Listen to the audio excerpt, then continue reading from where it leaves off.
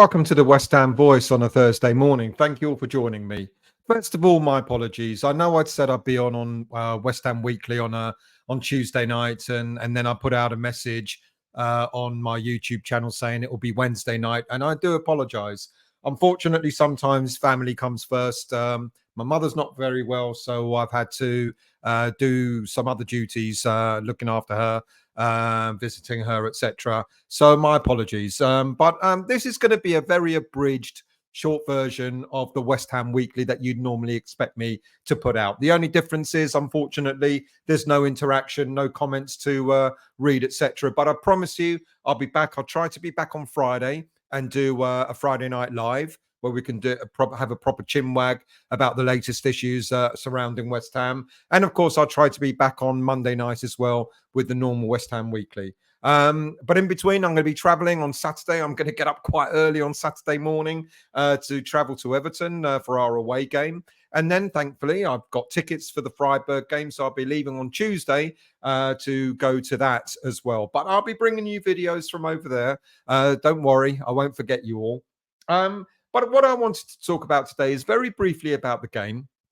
A bit of a reflection of the game that we played on Monday night against Brentford, and talk about a little bit of an update about David Moyes as well, and this whole contractual situation, and all this rumour that everybody else is taken over from David Moyes apart from the manager himself, which I'm sure you all know is pretty much nonsense.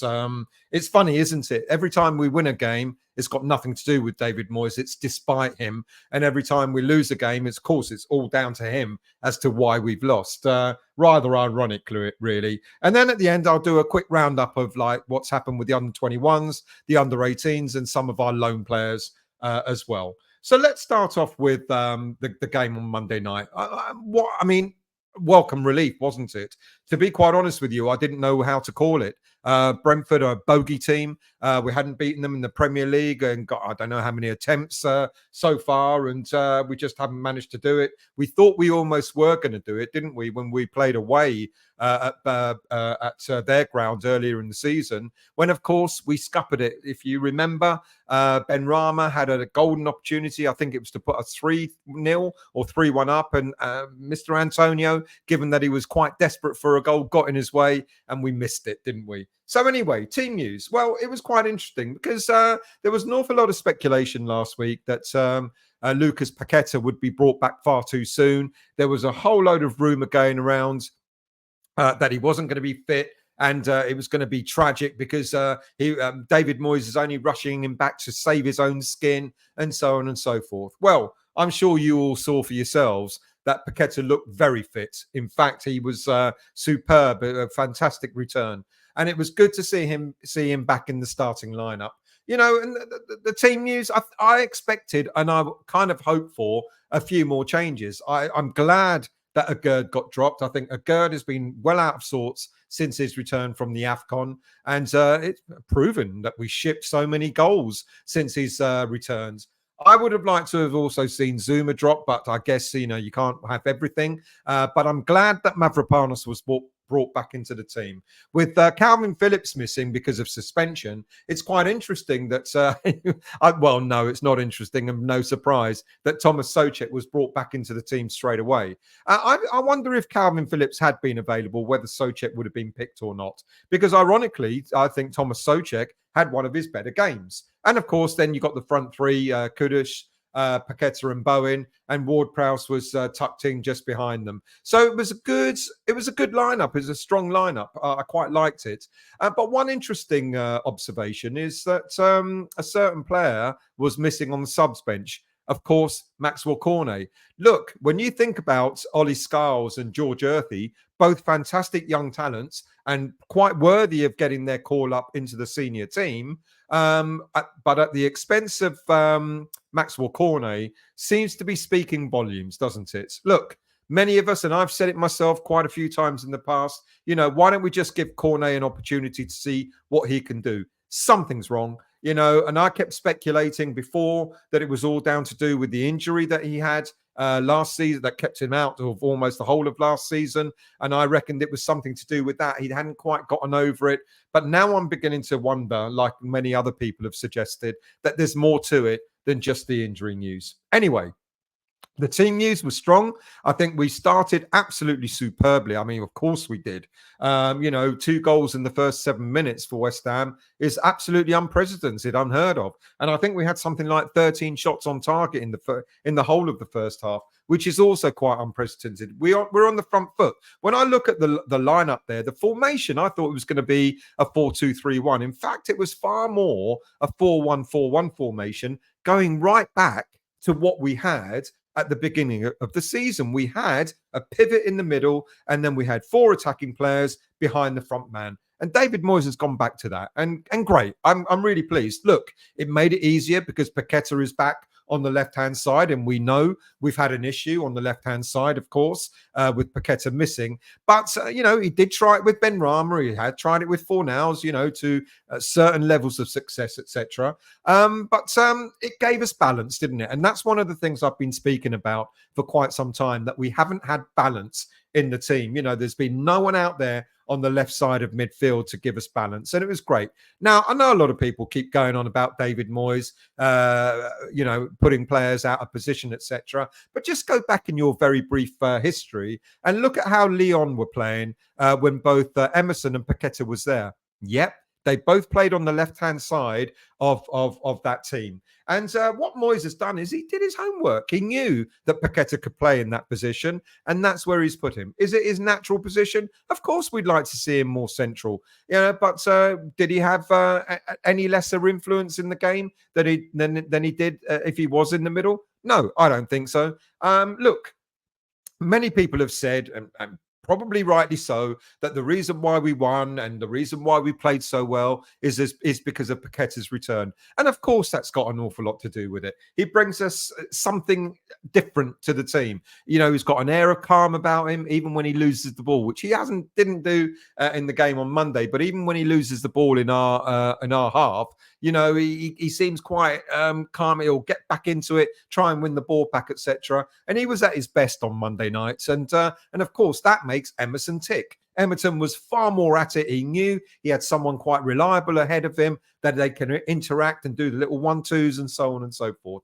And of course, then that's going to impact on the rest of the team. That brings confidence to the team. But interestingly, I think there's quite a lot of players that turned up on Monday night. I think Souček actually had a very, very decent game. And the reason why I don't think we played a 4-2-3-1 and more of a 4-1-4-1 is because Souček was always in the box. Every time we were going forward, he was in and around the 18-yard box, which again is something going back to the past, something that we've done before. So again, that was good. Ward-Prowse was also further ahead in the play as well. So we had, when we got the ball, we had more players around Jared Bowen in order to support him, in order to provide him that support and not leave him as an out-and-out lone striker, which again, we know that David Moyes has favoured in the past. When he's played a 4-2-3-1, we've had players far too far away from our striker, and that doesn't work well for us. So what Moyes did against Brentford on Monday, and I hope he does it again against Everton and other teams as well, is he had a more attacking thought process in the team, and that was portrayed in the way that we attacked the game and took the game to Brentford on Monday night. Kudus, who hasn't been great himself, a bit like a Gerd, hasn't been 100% since his return from AFCON, was much, much more on form as well. And I don't think Ward-Prowse, I was a little bit uncomplimentary about Ward-Prowse after the game when I did the review on Monday night. And I take that back. I think when I look back on the game, I think Ward-Prowse had far more influence in the game. I guess we expect Ward-Prowse to be doing his bit by taking corners, scoring goals from those, taking free kicks and scoring, etc. And so maybe I did him a bit of a disservice because he also had a pretty good game. I think everyone turned up. I think Bowen talking about, he was talking about, the injury that he picked up and he wasn't quite over it. Again, he showed that he was, everyone clicked. It finally, not only did we have Paqueta back, but we also had players that started to turn it on. Souček did, Kudus did, Ward-Prowse did, and Bowen did as well. So it's great. And of course, you've got to mention Emerson, because aside from the fantastic hat trick that Jared Bowen scored, that goal from Emerson, that breeds confidence. That shows players who are now playing with confidence. And all right, uh, it's not all rosy, and just because of one game. I'm not suggesting that everything is now hunky dory. Like I said a moment ago, this has got to continue. It's got to continue in the game against Everton this coming weekend. It's got to continue in the game against Freiburg and all the other games coming up. Burnley after that, Freiburg again, and so on and so forth. Let's get some decent performances under our belts. Let's try and get some more wins in order to build that confidence up again, because we've had a bad spell. 8-game spell of not winning, sort of losing our last 3 before that, and then all the draws we got, etc. Hasn't been good, and it brings players down. It brings the fans down, etc. But that game on Monday, hopefully, is not a one-off, and it's the actual turning point rather than a sort of just a one-off. Look, Jared Bowen, his hat-trick was superb. It shows a man who's back in confidence. And of course, there's an awful lot of talk about Bowen's pep talk and how that seems to have overridden anything that David Moyes trained the team to do for this game. It's almost as if to suggest that it was Jared Bowen that won the game for. Oh, all right, he did win it by 3 goals, but it was because of Jared Bowen's pep talk to the squad, to the team, that sort of influenced the way we played. Come on, let's be really honest here. The tactics that we use, there was talk about how we were going to nullify Brentford. That's done by Moyes and the coaches. There's talk about the formation. That's done by Moyes and the coaches as well. All the setup, all the build-up, etc., is done by the coaches and the manager. But to actually have Bowen giving the team a pep talk, that's happened before. That doesn't mean there's been a mutiny like it's been suggested this time round. Mark Noble used to do that quite regularly, pep talk to the team before we went out and played. Declan Rice did it when he was captain as well. Especially when we went through bad patches last season, Declan Rice talked about, having that pep talk in the changing room and so on and so forth. Look, it would be great if our club captain, Kurt Zouma, does that. But Zouma came out and did an interview last week and talked about his leadership style, a bit more quiet, etc. Great. Quiet leaders are not necessarily bad leaders, but when you're on the playing field, you want someone to be vocal. Or if just before the game starts, you want someone to be vocal to bond the team together. And I'm quite glad Jared Bowen did that, because at least it shows passion. It shows a little bit of care, but that goes hand in hand with the training, with the tactics, with the formation, etc. So let's not get carried away that it was just Jared Bowen and his pep talk that won it for us. And of course, there was also talk about Kevin Nolan having taken over the game. It was his tactics that won the game. And we know that's a load of rubbish, don't we? Because Kevin Nolan just sat there on the sidelines. The only thing he was interested in is trying to punch Mope at half time. But we also know that that's silly, because the person that was standing on the touchline, guiding the team and orchestrating the game, was David Moyes. So obviously it was his tactics that were sort of prominent. And so let's have none of this. Every time we win, it's got absolutely nothing to do with Moyes. It's despite David Moyes. And every time we lose, well, of course, it's down to David Moyes. We know that's nonsense. Look, other players that are worth mentioning, of course, is Areola. If there's going to be a hammer of the year, it's going to have to be between Emerson and Areola, isn't it? It's going to be one of those two. Areola pulled off some absolutely fantastic saves yet again, which is why I don't think we still got it quite right in defence. I think it was Zuma who was out of position for their first goal. And, Zuma, once he's up, he can't get back. He doesn't have the pace anymore. And Mavropanos pulled off some fantastic last-minute tackles, didn't he, in order to sort of keep Brentford at bay as well. But I still think we've got a bit of an issue at the back. Zuma just looks a little bit finished. Every time he comes out and plays, he looks heavier. He looks like he can't run. He looks like a bad tackle away from another long-term injury. But I guess we've got it all to do in the summer window to try and look at improving that. So the team aside, what else? Well, one thing that I noticed also was at the end of the game was a very, very subdued David Moyes. Now, normally after a game, he'll come out in the middle of the pitch, the centre circle, and he'll applaud every corner of the stadium, etc. He didn't do that this time round. He went straight down the tunnel. And when you look at some of the post-match interviews that he did as well, they were too seemed to be quite subdued. He seemed to be a man very, very deep in thought, as to as if he had so many other things on his mind at the time. And it's quite interesting, isn't it? Because, he's taken quite an awful lot of stick, quite a heavy amount of abuse from social media, from the papers, etc. From media, etc., and I guess he never seems happy to do interviews either pre or post match, but he looked even less happy to do any of them. He seemed like he just wanted to get away as quickly as possible. Is it because of what's been happening over the last few months, a year or so? Of course it must be. There's all this talk about Moyes, having one more game to go before he loses his job. And the only reason why he actually put the team out to play the way we did on the front foot was because his job was on the line. I think Moyes is here till the end of the season. I think when you think about what's going on with his contract, I think he has been offered a new contract. I think we know David Sullivan wants him to stay. We know, despite the rumours, that all players are going to leave if he stays on.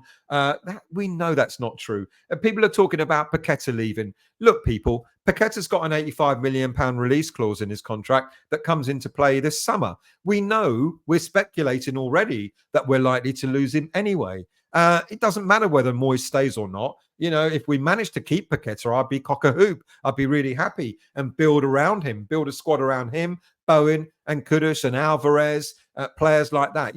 Get more players in to strengthen that team. But I'm expecting the likes of Paqueta to go. Do I expect people like Bowen or Kudus or Alvarez to go? No, I don't at all. I think they'll be here, all of them, for at least another season, if not longer.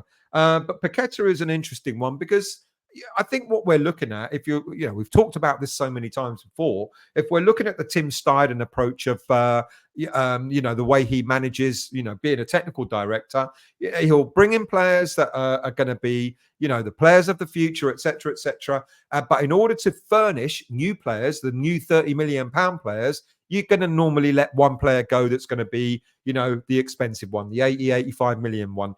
And I'm sure there's already a plan, probably a Steidten plan in place to say, right, the 85 million that we're likely to get for Paqueta is going to go to bringing in, I don't know, 2 players at 30 million and then maybe a prospect for another 15 or something like that. So we're going to have to get used to that. We're going to have to get used to our players, some of our top players leaving, because that is part of the Steidten approach. But the whole thing about Moyes, and disagreeing with Steidten, sometimes I buy into it, sometimes I don't. What's happening with this contract? Now, the latest suggestion is that the contract is a coaching role. It's not a managerial role. I talked about that last week as well when I speculated whether David Moyes would stay or not. And but the whole thing about not having any say over transfers, that bit I don't buy. Look, there's going to be a change, absolutely, in the way that we look at transfer targets, without a shadow of a doubt. I talked about that last week as well, about Maximilian Hahn, that's been brought in as our head of data analysis and scouting. And there's clearly going to be a very different approach to how we look at players. But to say that the manager will have absolutely no say at all in who we bring in, I think it's a little bit far-fetched. Even in the squads that we have that there are in Europe and around the Premier League, where you have a coaching role and like the Brighton role, for example, there's still an element of input from that coach. What sort of, they're going to talk about, right, what's our playing style going to be? What's our formation going to be? What's our preferred formation going to be? What's our preferred tactics, etc.? We're going to want to do this, that, and the other. 4-2-3-1, 4-4-1-1, whatever it's going to be. We're going to be on the front foot. We're going to be an attack-minded team, and so on and so forth. The manager and the coaches are going to talk about the style of football that they want to play, and so on. And then they're going to agree, right, what type of player do we want? What type of striker do we want? What type of midfielder do we want? What type of holding midfielder? What type of left back? What type, the manager or coach, whatever you want to call him in the future, is going to have some modicum of say. There's going to be a difference in how we recruit the players. Absolutely. David Moyes is not going to be granted, to be able to go and watch a player 3, 4, 5 times on his own scouting mission. He's going to have to take into account the different methods of scouting, the newer data analysis driven scouting, etc.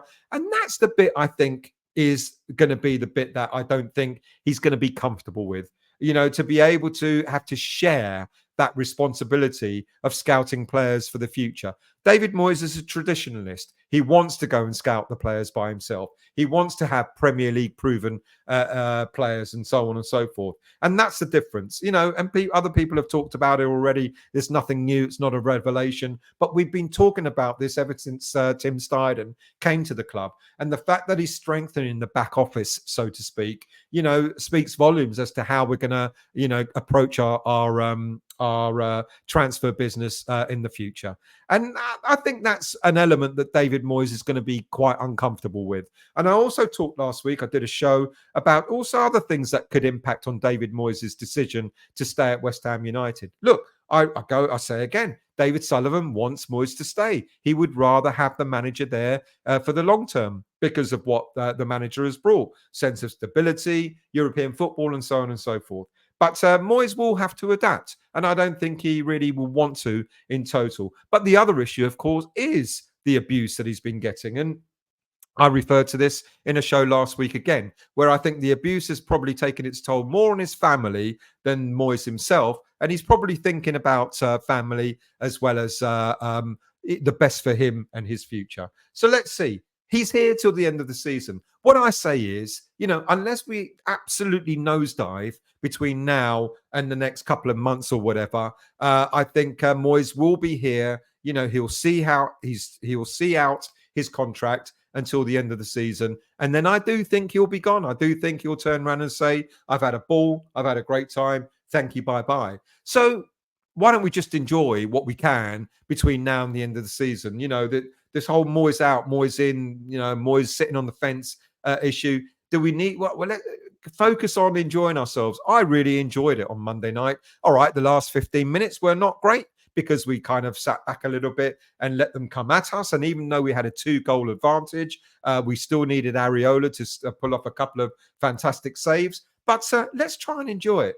I'm going with my mates to Everton on Saturday. I'm going to enjoy that. And then, of course, we've got a European journey, another European tour. Could be our last one. My gut tells me we'll get past Freiburg and we'll have one more. Then it'll be interesting, the last 8, because then I want to see the likes of Liverpool being drawn against Bayer Leverkusen. I want to see the likes of Roma being drawn against Milan. I want us to get someone like Benfica or Qarabag or something like that in order to get through to the last 4. But we can only dream, can't we? Right. What about other news? Right. Very briefly, the under-21s have got themselves into the semi-final of the Premier League International Cup, where they beat last week, where they beat Brighton 2-1.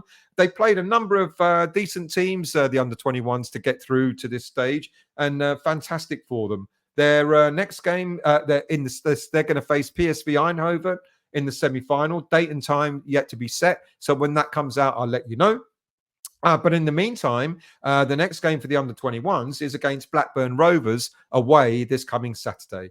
And then the under-18s, they pulled themselves back or they stayed on top of the Premier League under-18s, where they beat Southampton 2-1 last week with forward Josh Ajala getting a brace to set us on our 11th win of the season for Kevin Keane's team.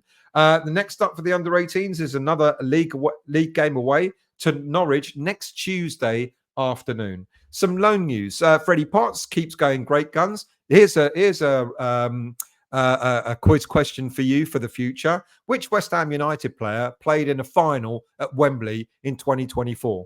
If he gets selected, the answer will be Freddie Potts. He secured an afternoon at Wembley Stadium as Wycombe Wanderers progressed to the Bristol Street Motors Trophy final after beating Bradford 1-0 last Wednesday.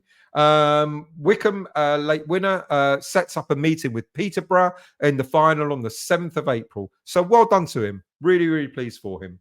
Who else? Said Benrahma. he's having a bit of a renaissance, isn't he, in the French league at Lyon, where he scored the goal to win 2-1 against FC Metz last Friday, and then he was back in action again against Strasbourg in the quarterfinal of the French Cup on Tuesday night. It was 0-0 after full time, but Lyon won on penalties 4-3. Other players out on loan, Nathan Trott, after returning from the winter break, kept a clean sheet as Vagel beat Silkeborg 2-0 in the Norwegian League. Keenan Apiafor-San and goalkeeper Christian Heggie both suffered narrow defeats. Apiafor-San fell to a 1-0 defeat against Halifax Town, where he plays for Dagenham and Redbridge. Meanwhile, Heggie, who had 4 clean sheets up until this game, they were defeated 2-0 by De Graafschap. Heggie plays for Den Bosch, and they lost 2-0 to De Graafschap. That's how I pronounce it. That's it. Brief, sweet. I wanted to talk about Moyes. I just wanted an update, sort of talking about the nonsense that keeps coming out, really, about every time we win, it's down to someone else. And that's not true. Look, I'll be back again. Like I said, I'm hopefully going to come back for a Friday night live show on Friday. I'm not going to promise, but hopeful that I'll be able to do that. And then, of course, be back for the West Ham Weekly on Monday before I set off to Freiburg on Tuesday. Thank you all for watching, and I'll see you all very soon.